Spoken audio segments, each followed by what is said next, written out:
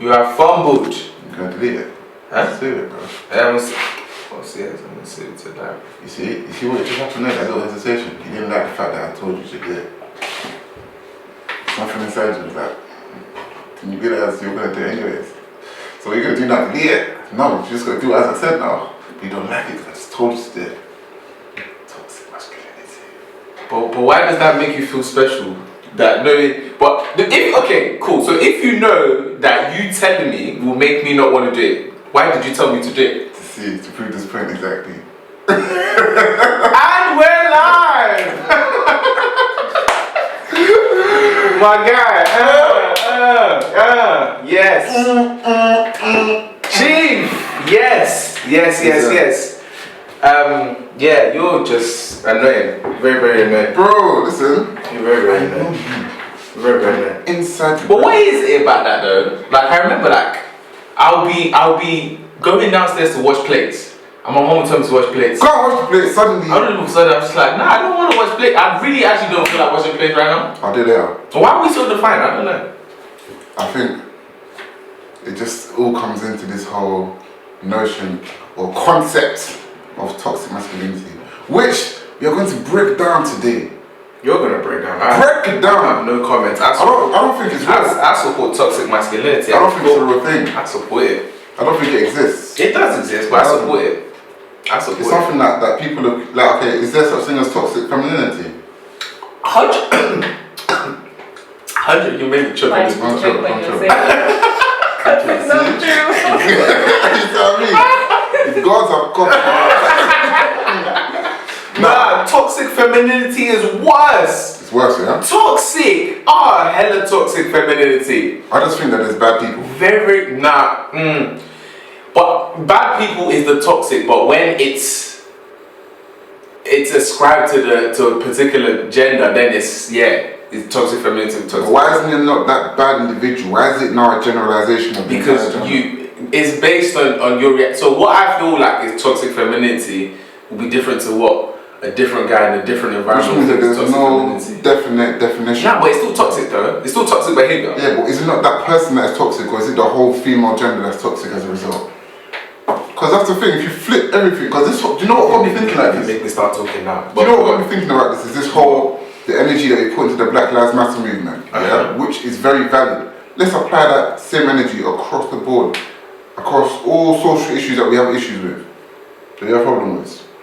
You know what I'm saying? I don't understand your point. I don't understand Black Lives Matter, very shortly after came the whole rape discussion, which is a very valid, of course, that ties into female rights, which ties into toxic masculinity. Okay, I even like the fact that you brought that up. So, I don't know if you've been on Twitter, you don't really tweet like that, but Jess, I don't know if you've seen this on Twitter, flipping, there's this Nigerian guy, doing justice for Izu. He basically committed suicide because someone put his name... Falsely accused him, we don't know if it was false or not. Someone put his name on a rape list and he couldn't take it, so he killed himself. He killed himself. So a lot of people are like... The notion now is that he's been falsely accused of rape. So I don't know, I haven't checked and clarified this, but the general idea is he's been falsely accused of rape, and that ultimately led to the deterioration in his mental health, and ultimately he's killed himself. Now, you're talking about toxic femininity. The subsequent tweets after that, there were women tweeting, I don't care if it's a false rape claim or not. I'm always going to side with the woman until there's unequivocal evidence to prove that the woman is lying or that he raped. You're not okay. And I'm like, toxic femininity. Do you see what I'm saying? It's toxic femininity. I hear that. That is madness. I hear that. Someone has just killed himself. Your first thought is like, he's probably right. Yeah, probably right. What? Do you not have a conscience, bruv? Do you not have conscience? That's so mad. I think that person in and of that's itself. mad. For me, that's hella toxic, bro. Very toxic. It is, but I think that is that person's personal problem. Nah, it was. I'm not gonna use that comment. It was okay, even if it's 100,000 people, it's that demographics issue. How do you play the whole? The reason why I'm having such energy to say this is because I don't want to be tied into toxic masculinity. See? If I'm not portraying these traits, yeah, should I now point myself as one individual when the rest of my gender is toxic? Or should I just say that not all of us are the same? You can't use one brush. I'm not saying all women are toxic though. That's what I'm saying. Yeah. But I'm saying that's an example of toxic femininity. Well, that's what the term is saying. No, it isn't. I disagree with you on that because the same way with toxic masculinity, I understand that toxic masculinity exists, but doesn't mean every male is toxic. Do you know what I'm saying? Men cheat all the time with impunity. Doesn't mean all men cheat. True. Do you know what I'm saying? So you now making the case of, well, it's not all men. It's just okay, cool. You even brought up Black Lives Matter. It's just like with the cops. My point exactly. Oh yeah, all cops are not bad. Well, okay, cool. All cops are not bad, but there's a fucking problem right now. Do you know what I'm saying? The problem right now is I'm using the way you're trying to make it seem like, oh yeah, women are just saints. Women are beautiful creatures. I didn't say that. Yeah, of course, but like, let's point out the flaws. The same way men have flaws, women have flaws as well. We all have flaws, yeah. And cool, we shouldn't generalize. I agree with that. But I'm just saying there's certain things it's like, point out that's toxic, bro. The same way the cops would be like, yeah, well, it's not all cops that kill people. That doesn't matter. That's not what we're talking about. We're talking about Black Lives Mattering right now. And disproportionately, you're killing us, bruv. The same way bare men are cheating. Not all men cheat, but The ones that do, bruv, calling them out kind of thing. is that there? Would you say on average, like percentage-wise, would you say more men cheat than men that don't cheat? I don't know. If you had to guess. Probably. From the data that's available, would you say more men cheat than don't cheat? That's just based on my worldview, but I think probably based on what I know and the people that I see. Because we can only speak on our reality in it. From your reality and what you know, do you feel like more men cheat than don't cheat? Because I'm thinking about my friends, none of my friends are like public cheaters. You know what I'm saying? So if they are, But have they cheated? that doesn't matter. What? That doesn't Wait. Joyce, go on. Wait, so if they do it in public, it doesn't matter? No. Have they cheated is the question you asked me. Well, you So said if they've they're done it in the past. they're not public cheaters. Yes, I don't know about it. So because you don't know about it, it's okay. No, that means that I can't use them as an assumption. I can't use them to base my answer to that question. I don't know. What's Bella's number? Nah. Think about it.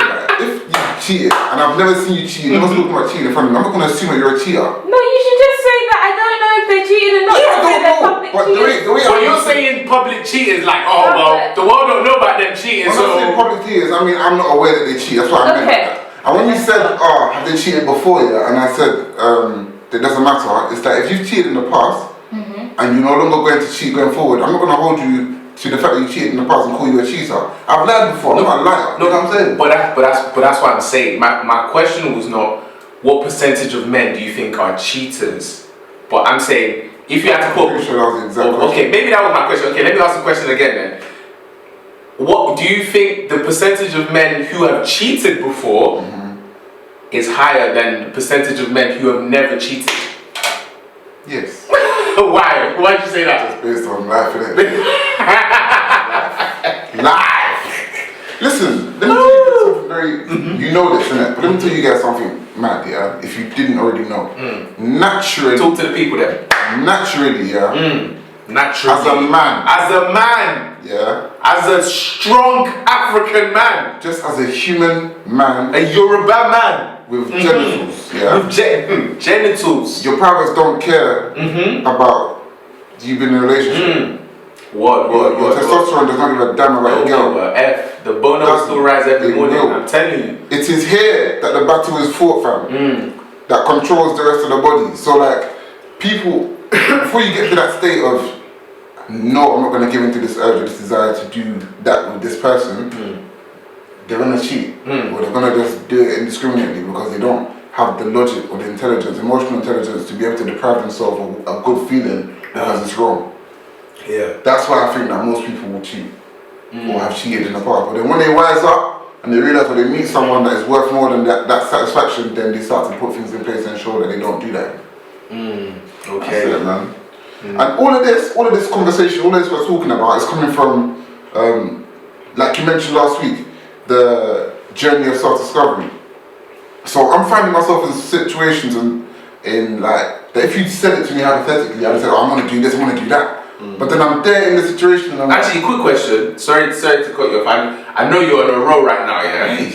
Just before we wrap up, before we wrap up what you were saying with the cheating stuff, yeah? You're talking about how the battle is fought in your mind for cheating, because the Karanja doesn't care does not give you if you know the Lord or not. The thing will still rise. Temptations everywhere. You, as the resident boyfriend amongst us, you know, the faithful Michael, I don't like where this commitment. is going. I don't like where this is going. Your beautiful bride to be. How do you stop yourself from cheating? Gang. Hey! I wish I knew how to insert like Nollywood sound effects into this thing. It would have banged so much. First off, before even my girl, I'm a Christian. Oh, come on. The Karanja doesn't care if you're a Christian, bro. No, but that's the thing, like my desires are subject to that fact. So like when I have, okay, cool. Even when I want to lie about something, let's say I'm in a tough situation, and the easy way out would be to just tell a lie. I have to remember, I'm a Christian, I can't do that. So I have to face whatever it is I want to face as a result. Likewise, when I have the desires, when I see something that would tempt me physically, I have to remember, listen, one, I'm a Christian. Wait, why you laugh? Sorry, I just saw a tweet. Don't mind me. Better be a tweet. What does that mean? Dress is mad shit. Listen, so even though like, I may be feeling a type of way, one, I'm a Christian, two, I like my girl more than anything, so that goes before. No, say that again. They missed it. Say it again. Said I love my woman, my girl, my wife. Why did your voice break? Are you gonna cry? Can't even talk around this guy, man. Look how he's laughing. Anyway, that's what I said. And why did your voice break? That's what keeps me Why going. did your voice break? No. Shut up, me. Why did your voice break? Why did your voice break? Oh, I've lost it.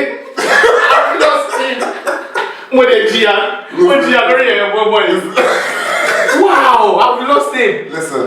He's no longer here. Anyway, he's no longer here. Experiences that I've gone through, have definitely shaped the man that I'm becoming. The man I am now and the man that I'm becoming. I'm way different from when I was a teenager. Like, you can't say, oh, you knew me when I was 18 and you know me now. You don't, bro. We're two different people entirely. Like, there's things that I would have laughed at back in the day that I find intolerable now. Do you know what I'm saying? Certain jokes that were like derogatory jokes that back in the day was funny, everyone's laughing, but like, now, bro, that's mad. You can't see that. It's disgusting, kind of thing. I still have a wonky sense of humor. I still be laughing at inappropriate stuff all the time. Fam, if you had a sister, I'd be different, guaranteed. No, there's some jokes that you don't joke those kind of jokes, innit? Like, I don't. But, like, there's certain jokes, I find it hilarious. To be honest, it's only offensive if you don't laugh at it. Like, okay. No. Okay, let me not say that. That's a lie.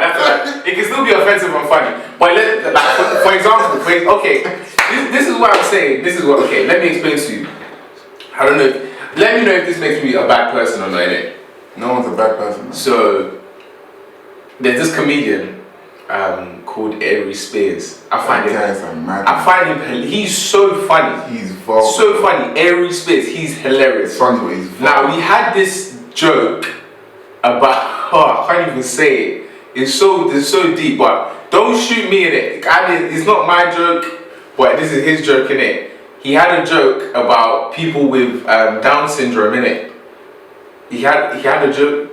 Don't shoot me. I'm just saying, don't shoot me. He had a joke about people with Down syndrome and how they love McDonald's, and how when let's say they're in a car driving past a McDonald's, they'll just see the golden arches and be like McDonald's. But the thing is, the crowd was busting up at the joke. It was funny. I laughed a little bit, but then I was like, oh, I don't know about that one. It's a bit, but you know what I'm saying? There's people with inappropriate. Dave Chappelle, probably my favorite comedian ever. He's got a bunch of inappropriate jokes. A bunch of them. So, The thing is, the reason why it's funny is because it's relatable. Anything that's relatable can be funny. Anything that's relatable, yeah. So you have to question, why is it that I find that funny? You know what I'm saying? But the topic today, and what I feel like we really need to speak about, is even this whole concept of being a man. What is it? Because we said we're both on this journey of like knowing who we are as men and being comfortable. It's turned into a therapy session. Yes, bro. Again, Yes, bro. Come on now, listen. So yeah, if you're being comfortable in that, what is it that's from the basis of that? I can't even talk about cheeks, like. No. I mean, No.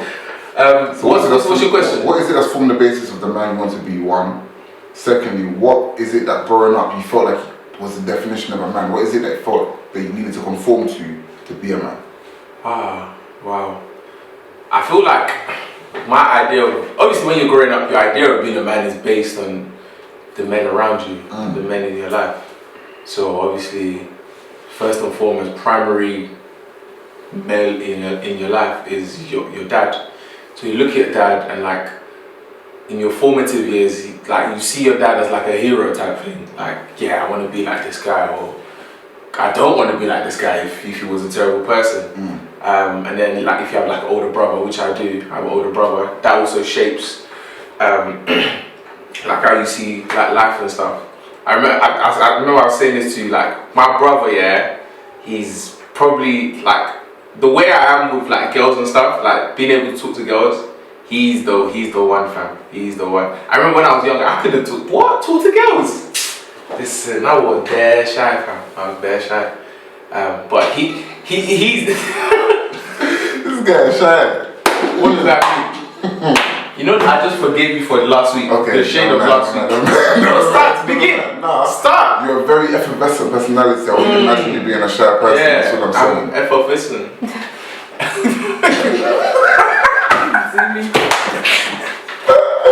What's the word? What's the word? Teach me. Effervescent. Effervescent. I'm an effer. But yeah, like my brother's like, he's mad confident with women. Mad, like, since I've known him to my confident. Like, he's just confident around women. So he sort of tried like teach me that in a way. Teach you the ropes. Yeah, teach me the ropes. But yeah, so I'd say the men in your life will sort of shape like your view in life. But I feel like when you grow older though, you're exposed to a lot more. More men, more examples. More men, you have more examples, exactly. You have like people in like your pastor in church, maybe. Yeah. You might have a mentor that you look up to. You might Guys on the block. Guys on the block. Oh, listen, bro, there was olders that I wanted to be like. Yeah. What are you talking about? Olders that I wanted to be like. You know, grooming is a real thing. What do you mean? When an older says, "You're my wido." Oh, you've made it. Fam. You've made it. Feel like younger. Yeah. Oh, listen. Even I like this one, man. That's my guy. What? You're gas. Gas. What? Listen. You leave that conversation with a little extra pop in your steps. Like, listen. You know what's so funny? You know how old it is. You can't talk to me like that. You start moving with a whole different kind of confidence. Especially if your older was rated and he was about that action. Like if it came down to it, your older match work. Yeah. Like older match work. Like little jucky, stabby, like you know what I mean? He was about it. Listen. You would walk out your house looking for trouble. Yeah. Like a chick would walk out looking for trouble. Like I wish a nigga would try me today. Why not what? Why not blazer? What? Why not blazer? You would be like, I wish someone would try it, bro. I wish someone would try it.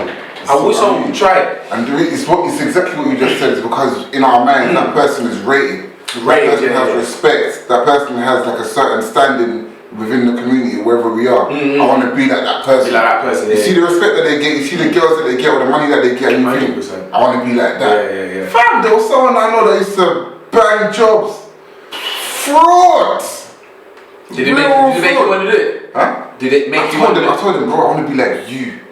I said, I want to be like you. Whatever you're doing, I'm on it. I'm on it. Yo, I don't care. I'm on it. Anyhow you're doing it, I want it. Bring me. I'm willing to risk it all. Listen, I had no reason. You probably made like 50 pounds. This guy said, yeah, talk to this person, talk to that person. Man, show me the ropes. Fam. I have no reason to want to do that. You know what I'm saying? I'm blessed by the grace of God, and there's no reason He's rich. for me to want to go into such a thing. Shut up, man. Oops. Anyway, because I saw the respect that man I was getting, I said, nah, you know what? I want to be like that. And that shapes what I thought a guy had to be like. So what you're saying about me speaking to girls, even the confidence that he carried himself with, the slang he used, I used to speak the way he used to speak. Bro, yeah, that's a... Bro, yeah. You get what I'm saying? The slang, the everything. Definitely. Bro. Growing up here, I remember even in, it didn't even have to be like an older like that. Even in anything you did, so long as you got that cosign dance, bro. from someone that was older, whatever the older lot thought was cool. You didn't even like question it. Slapping girls' bums? Cool. Oh, what? Listen, grab a cheek, bro. Cussing people out? They're doing it. What? You don't like that guy was stamping on his head at lunchtime? Cool. No matter how you felt internally about it. Okay, cool. Let's even make a specific comment. Sex, yeah? How were virgins treated? Or how was your virginity treated back at school? Bantered. What? What? Bantered, bruv. Bantered. You get bantered. Even, I remember at my school, even if you didn't bash, you get bantered. You know? First time they asked me, first time. Even if you didn't bash, they would bash. They'd be like, what? Fam, it was the baddest thing. Bro. The baddest thing. Bashing, for those that don't know, is masturbation, yeah? Masturbation, yeah. Flipping bondage. They were boasting about bondage. Like, we're laughing, it's not actually funny. It's not actually funny, fam. Spiritual entanglement. We were using it for jokes. Fam. Crazy. 13-year-old boys, 12, 13. I didn't even know what porn was. Raised in a dual-parent Christian household, everything's sweet. I used to listen to gospel music. I didn't even know what Lil Wayne was until I got to secondary school, These men went business studies. I can't forget this, fam. I'm not naming names in it, but... They know who they are. Mr. Next class. Listen. I just see bare heads just look like everyone's around in the corridor. I'm like, he said, Isaac, come. It's even me and Dels, man. They called me and Dels. We came there, and look at this. I'm seeing rubbish on the screen. I'm even feeling a type of way looking at it. I'm like, this is not right. I know it's not right. This is not right. I knew. I'm looking at their faces. Everyone's very engaged. I'm like, oh no, I shouldn't look at this. Everyone's looking at, fam, we literally we're in a circle, bare black heads just down, just looking. And then I was like, you know, it has to be normal. It must be cool. It must be fun. The man might did it. I just did it. And then they were like, I want to use some. I got yard. And I was like, what for? You were really like, I didn't know. You were really deep by life, inside life. Like you knew nothing. Innocent. Fully Christian. Please look. Man said, what are you gonna use the video for? What's that I'm gonna use when I get home? It said it's material. I said, what? What for, bro? Like, what? They were looking at me, what? You ain't bashed before? I was like, bash.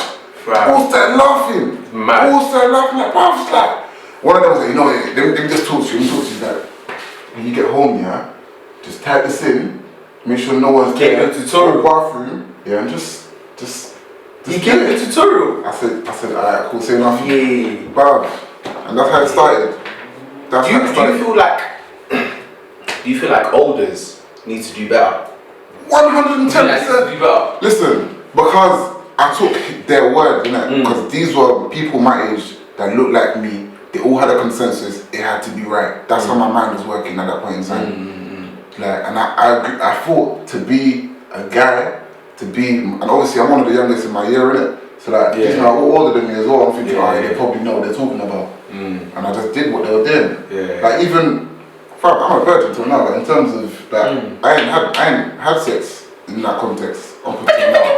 Rewind, scream it from the mountaintops. The only reason why I thought, obviously God's grace here, but then the people around me, there's certain close friends, boys that I've got now, that accountability partners. I was even going to just touch on that accountability partners. That they kept me firm. People be bantering, you be making up body counts. Girls you ain't done nothing with, you be saying, me and I did a thing. Fam, it's mad. It's mad. Just because of what? That's what we believe a man is supposed to look like. I got cussed, fam. But how'd that make you feel though? Let's talk about that a little bit. How'd that make you feel? Like when obviously majority of the man them. A lot of people say this will not believe me, and I know that for a fact. Especially people that went uni with me, they won't believe me. I believe you, bro. That's what I'm at. God, you see me. I believe you, bro. I believe you. You've never lied to me. No need. I'm joking. Nah, but flipping. Yeah, talk on that, bro. How that make you feel? Like when everyone was obviously like beating and stuff, and obviously you know how man them chatting it, man them were like, yo, man did this with this girl. It was lit. Like her back was like this, her breast was like that. Like how did that make you feel knowing that you were preparing or you had decided to go on a different journey? My parents sat me down early. Bro, the chats. They sat me down early, fam. I'm the only like biological son of my parents, innit? So my dad gave me this lecture. My dad was even trying to deal with just me and him. My mom said, no, I must interject. I must stamp the message. Make sure he understands. And I got it. And they played such a level of. What was the message? What they say? Literally like almost a parable. Like they didn't say, oh, don't have sex. They just said like, your sisters are gonna one day get married and move into the husband's houses and they'll change their surnames. That my dad was like, you're literally my legacy. Like after me, after you, there's nothing else. How's his family name gonna continue? So that's how we started the conversation. I'm already thinking, wow, this is deep already. Father, how old were you when you had this conversation? 13. Bro, at 13 years old, you're already thinking, that's a lot of pressure. I was just thinking, that's a lot of pressure, isn't it, Dad? Bro, that conversation, I felt empowered when he said that to me. I thought, I'm really important. Yeah, I'm actually like, I've got a purpose. I gotta make this Peter's name. Exactly, it's got to mean something. I can't be doing any, that's why certain things, that when people are on certain crap, even though I wanted to be on that, I have to remember, listen now. Remember the home you came from. Exactly. Yeah, it's a big thing. Yeah. So, then he went on to, he said, oh gosh. He said, Isaac, you have a key. You have something. There is something that you have that goes in a certain something. And it can't just go in a certain something until a particular time. You understand? Because do you understand what I'm saying? Now that thing is strong. It's listen. I can only imagine how that conversation went. They said go to my room, wait for me. I got there, I was just thinking, man, sure, what did I do? I'm thinking, You're not confessing to me, you didn't even do. Man said, you have a key. This key can open any door, yeah? But once you open that door, you have to go through it. Like there's no, so, and you don't know what's behind the door before you open it. So think carefully before you open any door. Because the kind of man that you are, being my son, you must follow through. Right. At that point, I was still a bit crazy. Even as I'm getting older and I remember, there's more levels to what he was talking about. You know what I'm saying? At that point, I just thought, what are you about? Like, they really get it. And then my mum came and said, she's probably outside just listening. Of course she was. Mum like that. What? Said, listen, your friends are going to be doing this, that, and the other soon. Just know this is what it means. Wait, was she explicit with it? Like she said? Yeah, she said they're going to be doing this, that, and the other with girls and so on and so forth. Just know what you're doing. That once you open that door, there's no closing it. And I was just like, okay, alright, cool. So I had that in the back of my mind. I remember the first time one of the boys beat. He beat a girl in the year above. Great team! What a guy! What a winner, mate! They gave my guy big props. Oh yeah. Big props. We would have lifted him on our shoulders in playtime. We would have just literally winner. No, listen, like we was celebrating fornication like it was nothing, fam. That's you deep that you say that. That's bro. Do you know what? So this is why God is good, yeah, because this is mad.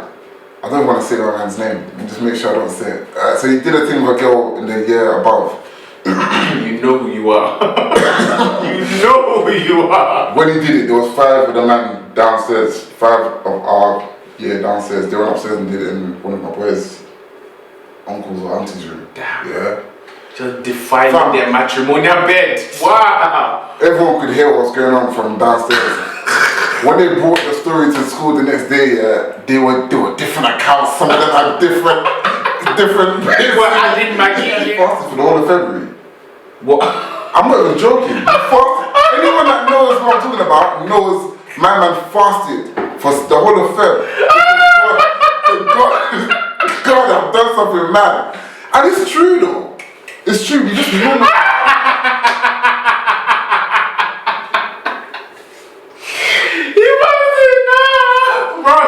You beat already, bro. You can't take back the beat. Just keep it pushing. Nah. You fasted for what? Bro. Nah, but deep. Oh, you can't take it back. Deep it. That's so useless. I can't lie. That's useless. Why are you fasting? You've done it. What if I M someone?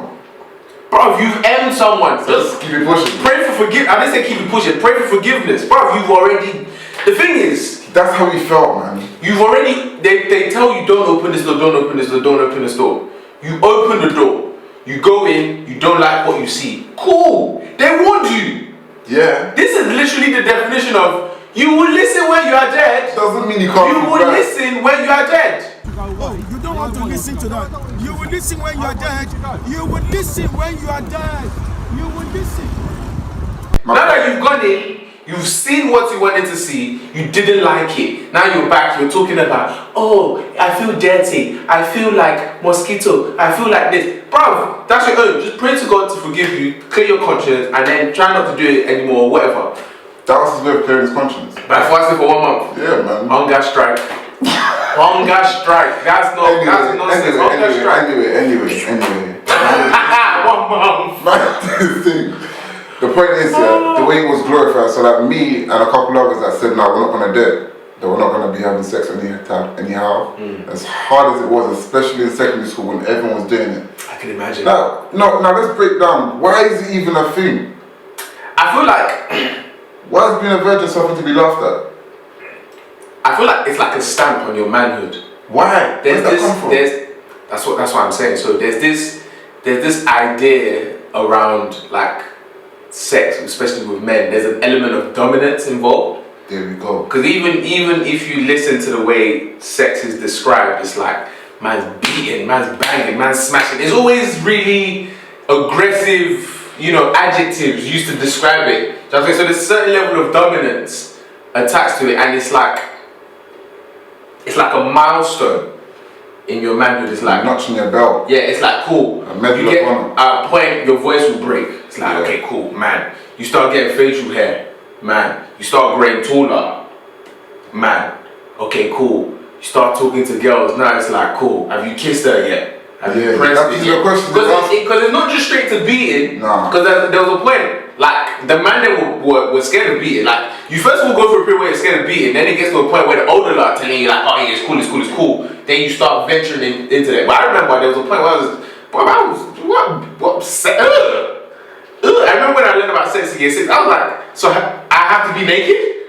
She sees me naked? Ew! I don't want her to see my kokoro, bro. I wanted to see it. Do you know what I mean? Yeah. But and then it gets to a point where it's like, nah, for you to open the next chapter in your manhood, you've got to start pressing cheeks, bro. And then again in life, there's still more stages. Okay, cool. You gotta have a car now. You gotta have this kind of car. You gotta have a house. And these are all things that we have ascribed to ourselves to define our masculinity. And validate your manhood. So that's what it is. So at that time, especially at such an age where you're very impressionable, that's why I rate people who, like for example, like yourself, there's a whole different kind of respect that comes with it. It's like, rah, you went through all of that and you still didn't chop. I'm like, at such a young age, what? People were fooling. I know man that were saying, yeah, man's holding it.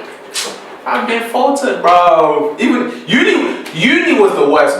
Uni made it past secondary school. Good. That's a pound of the back. Yeah. College, when there's freedom now. Pound of back. Uni, when you're not living at home, bro. Uni was mad, yeah. Valley of the shadow of death. You know why uni was mad? Because in uni there was even girls who wanted to give you the bench. Like from girls who've been beaten from there, and girls, this is so mad, yeah. There were girls who literally went to uni and decided that they were gonna they haven't done it before. This is my time. Yeah, they literally. The thing is, was with girls, like girls literally had the mindset of like, cool. Some girls had the same way we felt like having sex was like a defining moment for us as a man. Some girls felt like that too. Like there was some female friendship circles that you would get bantered like, what, you haven't, what, bro? I thought it was just a guy thing. It's a girl thing as well, yeah. Definitely, like, bro. As in my uni, there were girls that I met that was just like, yeah, like they was on stuffs. They was on. I was like, right. So girls are out here trying to just fling the pooch at man. Back to what you're saying about like the way you describe sex, even as a teenager, as a grown man, beating, lashing, smashing, them thing there, all these aggressive terms. It's mad. Like, you said it comes down to dominance.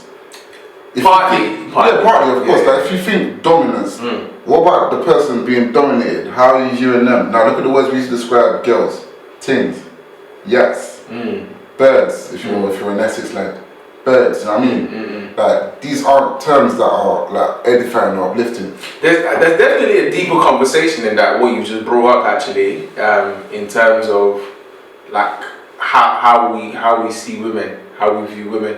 I feel like there's sort of, to a certain extent, the world is sort of like perverted a little bit in terms of how we view it.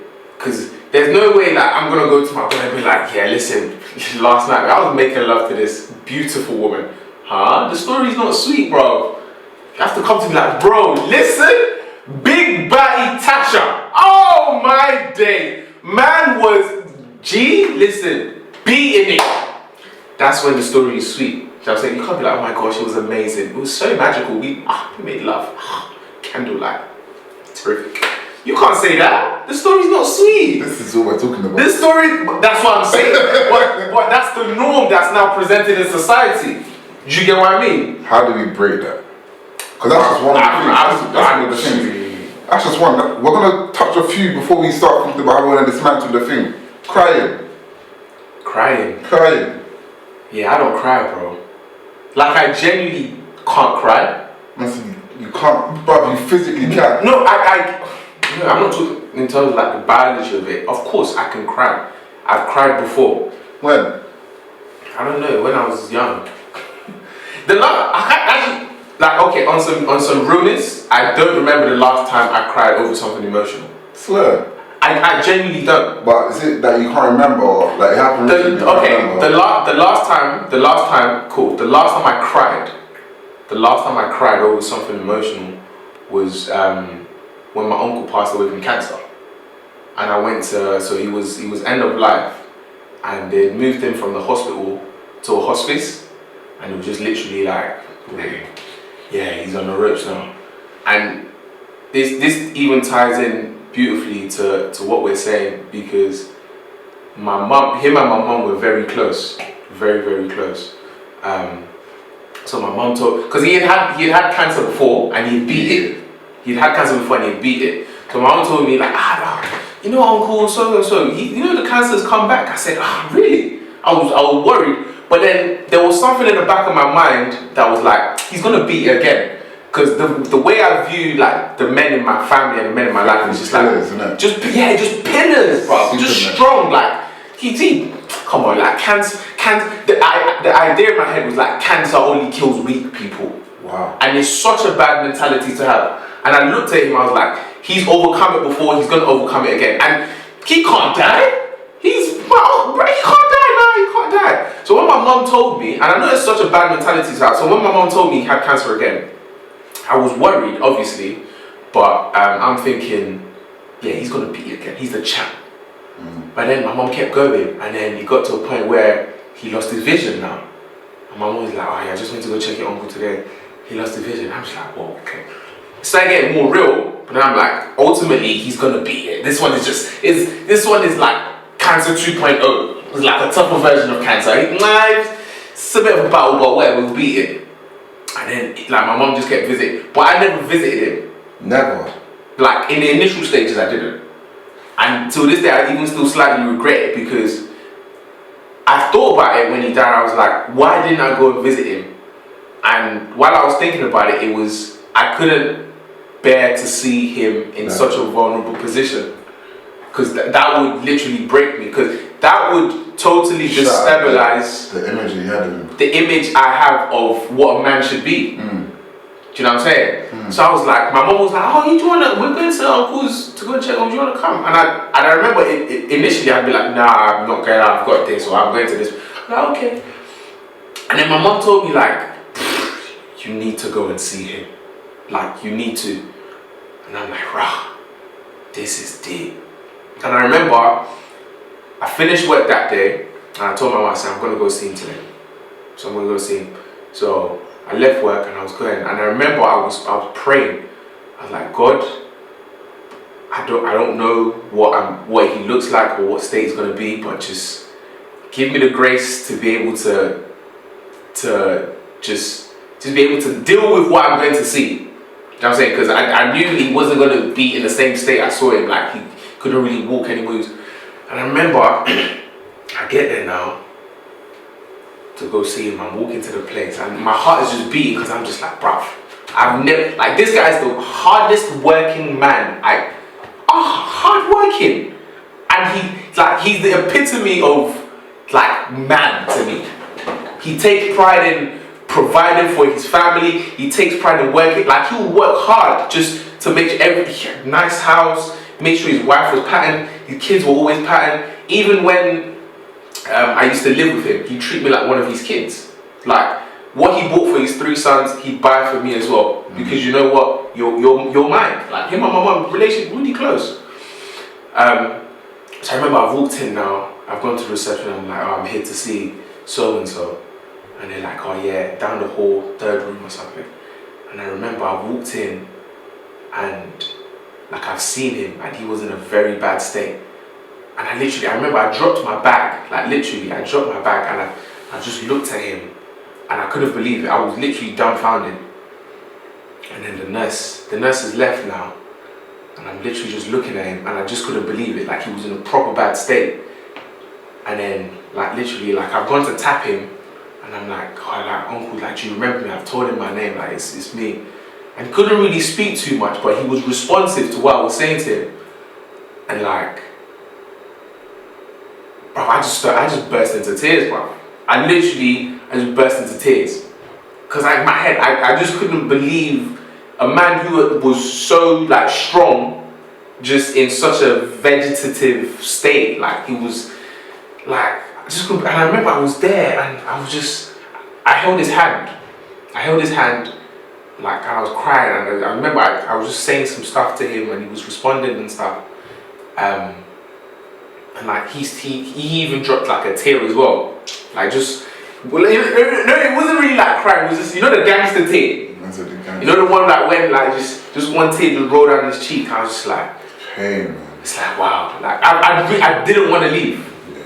I didn't want to leave, but like, just that in itself, the fact that my idea of masculinity was such where weakness or like crying or needing help or anything, I just was like, men don't need help.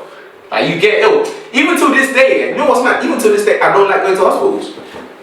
I don't want to say I'd rather die, but the situation would have to be in a dire state for me to, like, the only time I've ever been to a hospital was when I had an operation for my hernia. And that's because that's a flipping hernia. Get the operation or die. Like, that was the only thing. And when I think I broke my wrist or sprained it severely when I was playing basketball. The only 2 times I've ever had to go to hospital. Apart from that, I'll be ill like this. I remember December, I was, bro, this flu, it might have even been corona, was bad. Bedridden for like 4 days. You would have caught it already. I don't know why you look. I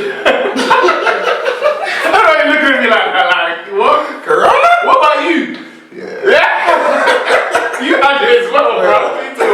I had it like April, fam. But yeah, even to this day, like, when it comes to like going to doctors, going to get a checkup and stuff, going to get injections, I don't like it. When I had to get an injection to go to Nigeria, I hated it. Cause I was telling my mom, I was like, bruv, listen, I was born there, bruv. The blood is the same, bruv. You listen? When you are dead, you will would listen, bro. It was crazy. So just even going off like the topic we're talking about in terms of toxic masculinity, all these and things, just like what you ascribe to being a male, bro. It's mad. you need to dismantle all these things. Both of us, we need to dismantle. Fam, even being told that I'm wrong, even being told to do something when I was gonna do it in the first place, like that angst, that feeling that you shouldn't be telling me what I need to do, like, even though I know I need to do it. Why? It's counterproductive. Not taking feedback. Feeling like knowing that you don't know something and not asking for help because you don't look dumb. I even had one today at work. So, Fam, this female colleague of mine was like telling me what to do in it. But bearing in mind, I've been at the position longer than her. I think I might have even like trained. I think she might have even shadowed me. But there's like a new system at work in it. But I was just doing it my way in it, just because. I'm saying I've been at the job so long I could do it autopilot. So and then she was like, do you know, like the managers was like. To be honest, I feel like her tone was off, but maybe just me. Maybe that's my toxicity. That's my toxicity. But her tone was off. I was doing something, and then she was like, "Oh yeah, like you're not actually meant to do it like that. This is how you're meant to do it." But then I felt like the way she was telling me, I just didn't like her tone. And I was just like, "Oh yeah, but I'm doing it this way." But she's like, "Well, yeah, but you know, we're actually, you know." Management is like, this is the new way. I'm like, but listen, this is what I'm doing. I've already started, so I'm gonna finish it. But like, I was so dismissive of the feedback that she was giving me, and it wasn't until after I was like, why did I do that? Not even that. I was like, nah, you know she's right. You know when you have that internal dialogue with yourself. Oh, this is. She's right. She's right. Yeah, she's actually right. That's what I was gonna ask you. Was she right? Yeah, she was. Had it been management pulled you up on that, would you not have gotten like in some small trouble? Now, I wouldn't have gotten in trouble. Or would it not look bad?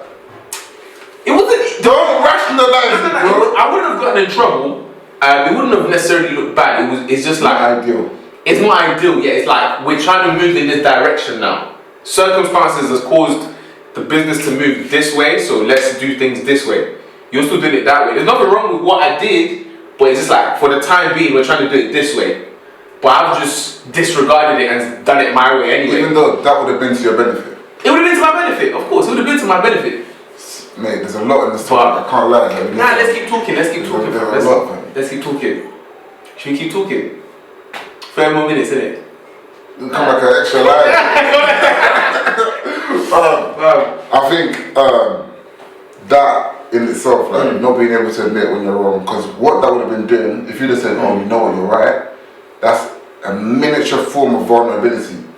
You've exposed your lack of knowledge in a particular subject. Oh yeah, I could. What? You used to look. I trained you, bruv. You're not telling me. And you're not telling me. Do you know what? Do you know who I am? See. Do you my list of commendations? You start to challenge all your.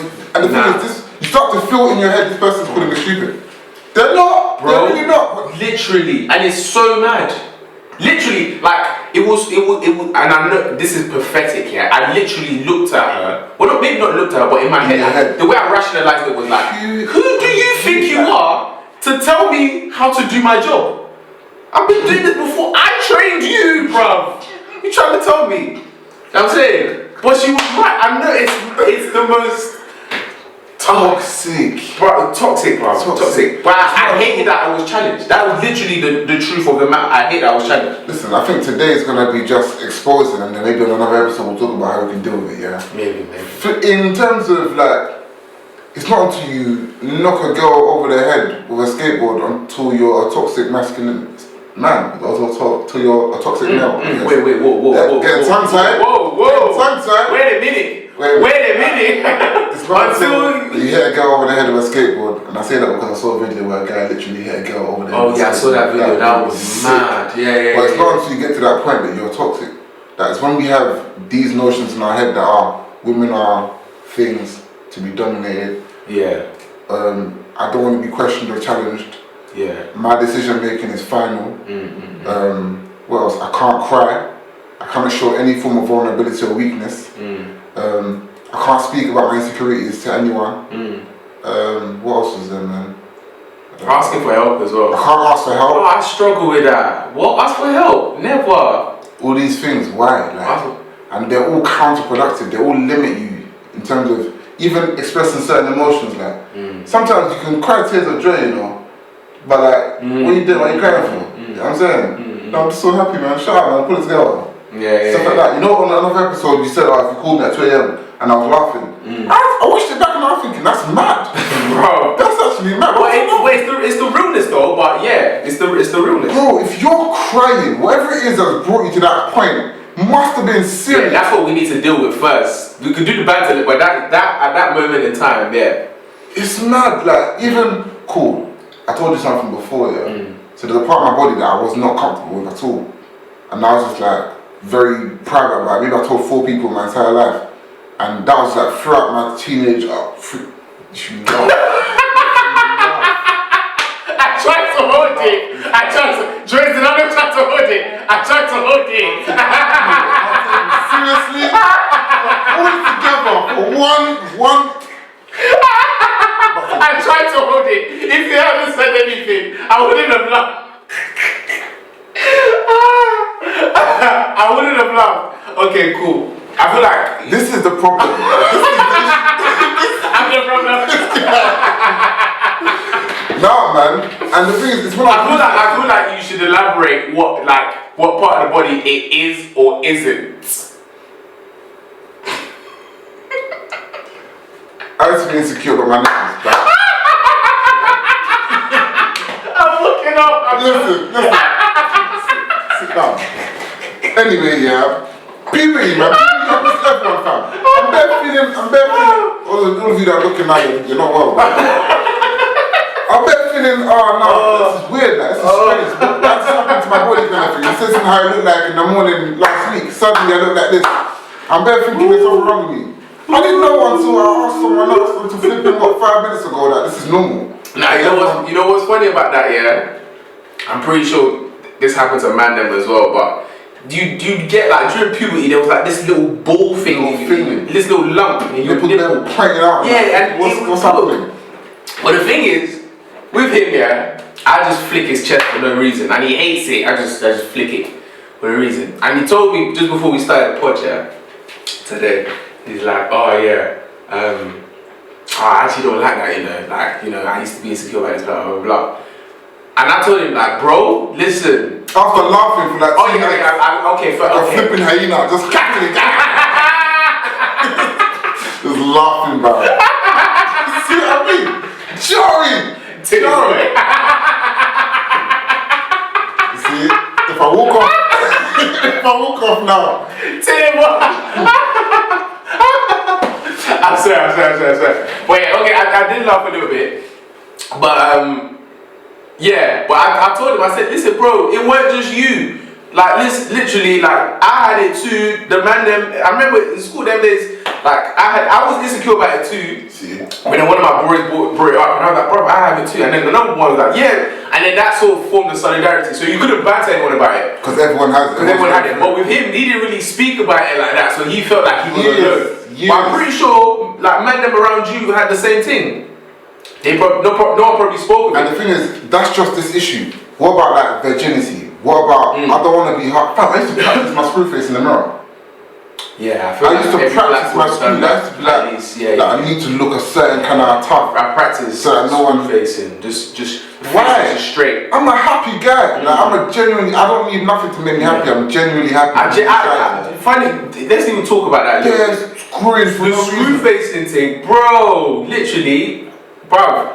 Because in my head, I used to think, yeah, if you see me and I just look happy-go-lucky, you're gonna move to me, fam. you think I'm a chief. That's it. You think I'm an easy target. You're gonna try to rob me. So to protect myself, I'm on the screw face thing. I'm just on the screw face thing. I'm just letting you know, don't bring it around here, bro. I'm on stuff. I ain't on nothing. I ain't on piss. But I was low-key on stuff though.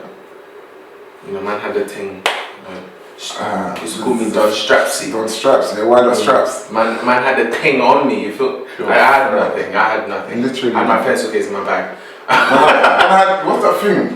Compass. Yeah, compass. Oh, did you see that? Yeah. What? That was the introduction. Knife crime. That was the introduction to knife crime. You know how they say, yeah? Cannabis is the gateway drug. Compass was a gateway. What? Don't put your mouth kiss. And they'd be like this. What? Fam, Compass fights, bro. Compass fights. Dead, bro. Flipping savages. Fam. Back to the point. That was a gateway weapon, fam. Gateway. There's so many things. There's so many things that we've been told or conditioned to thinking that you can't talk about if you want to be a man. You can't express, you can't share, you can't even broach the topic at all. Like being shy to talk to girls, you get bantered. You get bantered. It's perfectly normal. The first time I spoke to girls, and back in school, you'd have thought that I was the most flirtatious guy ever. But the first time, I was shocked, bro. Didn't know what to say. Fam, I was like, is this gonna work? And the thing is, peer pressure is a terrible thing.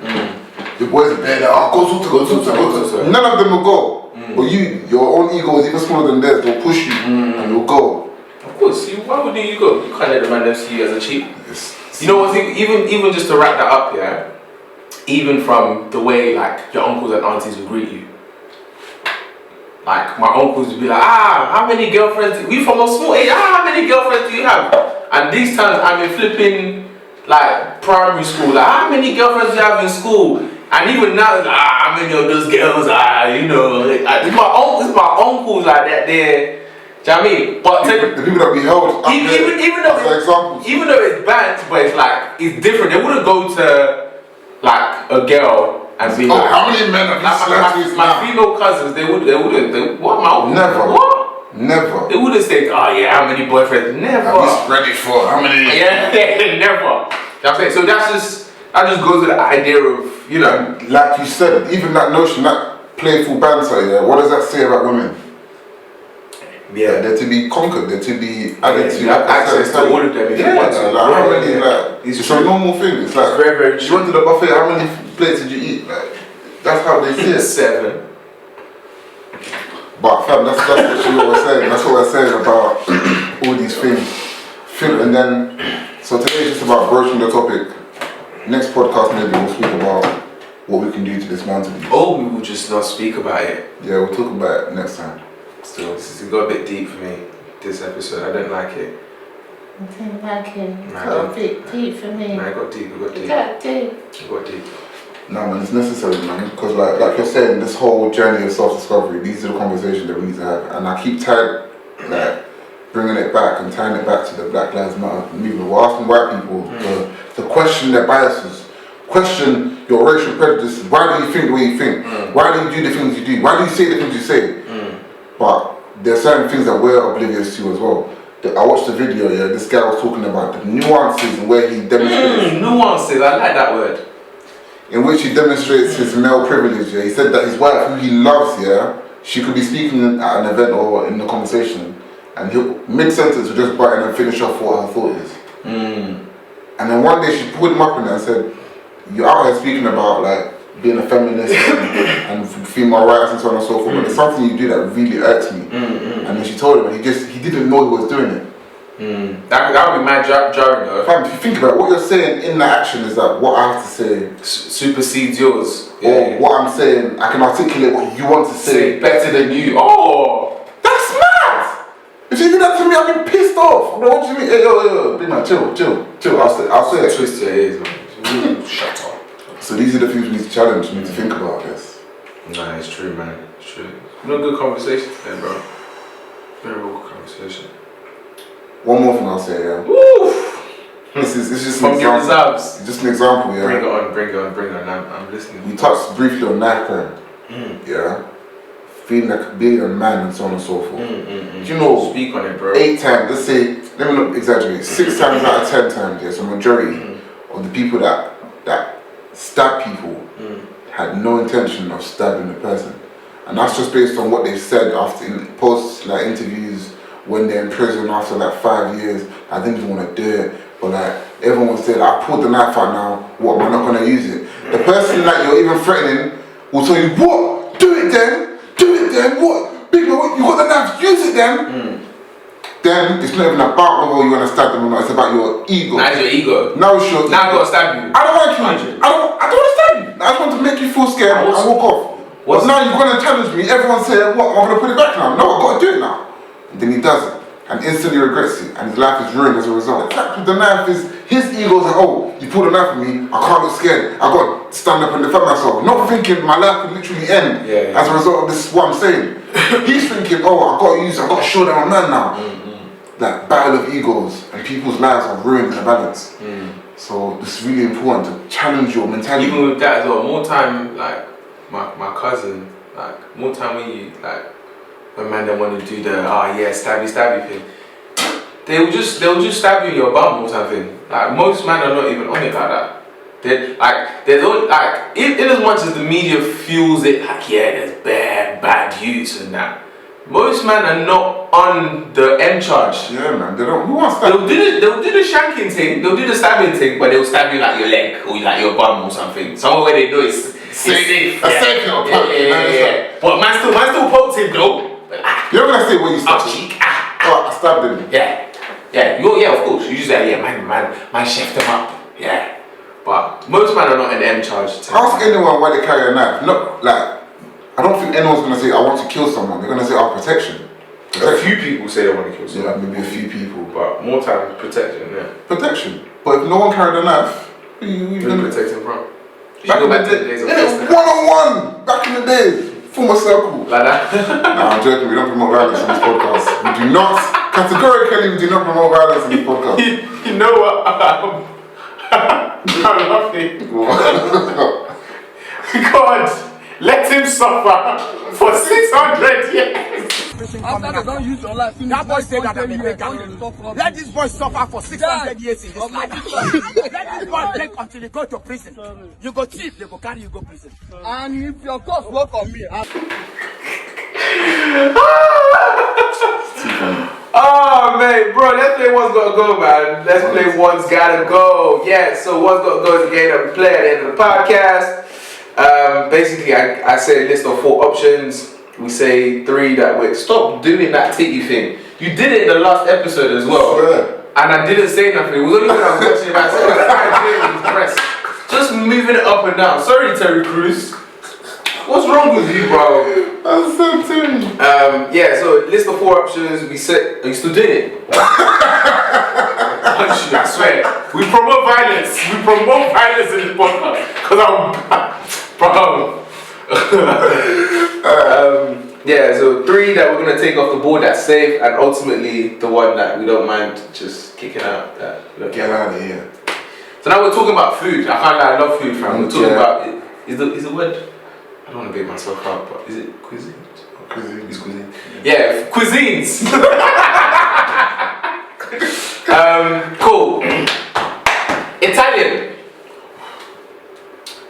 Like me a pasta. African. Whew, forever safe.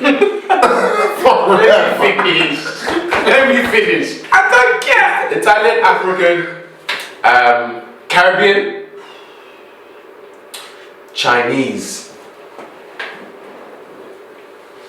African is safe. That's my number 1. What's yours? African is safe for you. No? Safe! Yeah. Actually, should I change? Actually, no, I'm already giving you the list of 4. Cause,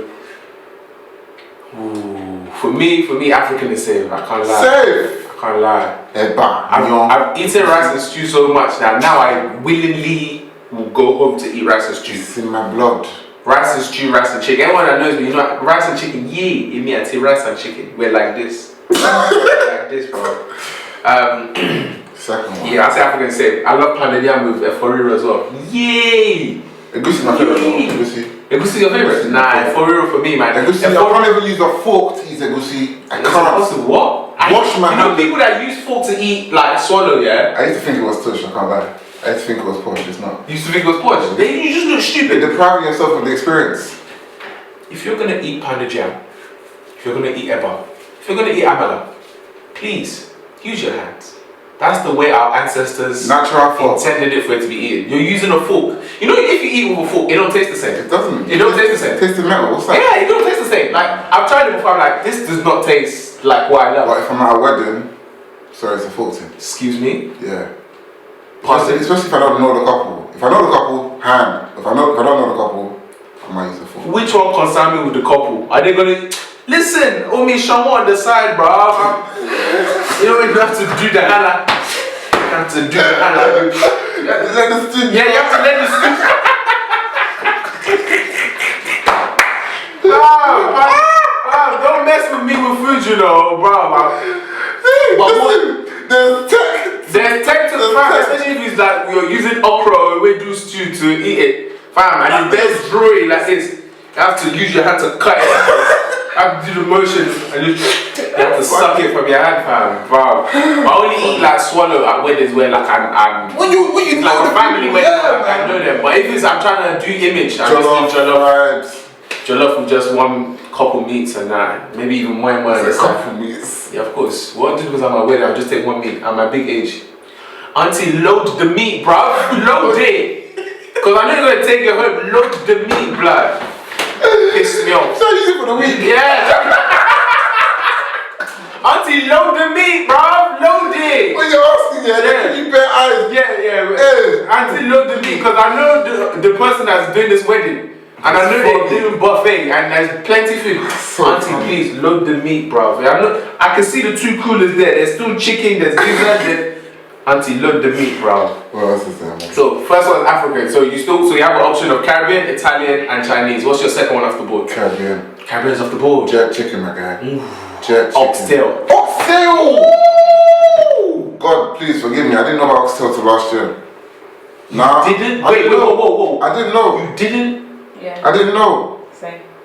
How did you not know about oxtail until last year? I wasn't exposed. I did uni in Nige. So they didn't really do oxtail like that unless you're like it's a proper wedding, like a high class wedding. Wow, you know about oxtail? Nah, man. I'm on the miso. Now I'm an oxtail evangelist. I Oxtail. proclaim the sweetness of oxtail to the world. Listen, Caribbean food is sweet, fam. Caribbean food is sweet. I can't lie. Even like their snacks as well. Yes, dumplings. Like the festival. Festival. Ooh, you just dip it. Festival's pain. I feel like my second off the board as well will be Caribbean food. I love Caribbean food. I love Caribbean food so much. It's getting techie now. Now, I like me a Vapianos. so we have Chinese and Italian. For me, this is an easy one, but I want you to go first. Swear. Oh, easy. Extremely easy. This is why it's difficult, yeah. I'm listening. I'm trying to categorize all pastas under Italian. So Yeah, pastas. pizza as well, bro. Pizza. Yeah. We'll give Italian to pizza. You know what I mean? Yeah. Pizza, pasta, all the linguinis, the tagliatelles, all the other ones. You know? And then I've got my sweet and sour chicken, my egg fried rice, my Szechuan sauce. Oh my lord. Egg fried rice, special fried those rice. evenings that I can't be bothered to cook. Hoisin sauce. You just see that the lights just flickering, saying come. Don't stand in the kitchen for an hour, come to me. If my uni experience could be sponsored by one shop, it would be Yumchi. Mojek bastard today, Mojek bastard. That's blood.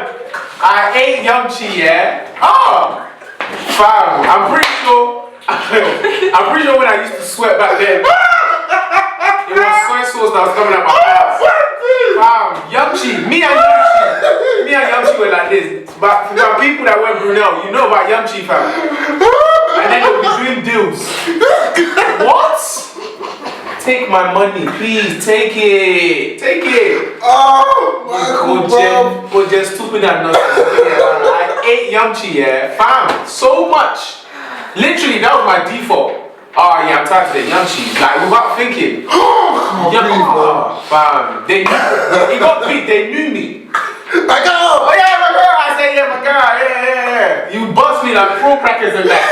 With my order, I have extra cracker. You know what? Chinese is safe. What? Safe or is safe? Safe. What, you're gonna give away the... I don't have emotional attachment to pasta like that. I hear that. For me, Chinese is safe as well. But that's because I don't eat pasta. I don't eat noodles, I don't eat macaroni, I don't eat nothing in that family, I don't eat it. So Italian food, don't ever take me to an Italian restaurant, I'll just waste your money. I go for pianos, but I only have pizza. I like pizza. But pasta, noodles, everything in that family, you're wasting your time. Why? You're just wasting it. I don't like the taste. There's Taste- one- I don't like the texture. For me, it's a texture thing. Taste you can get over. When it's texture, it just doesn't go. It's not as slimy.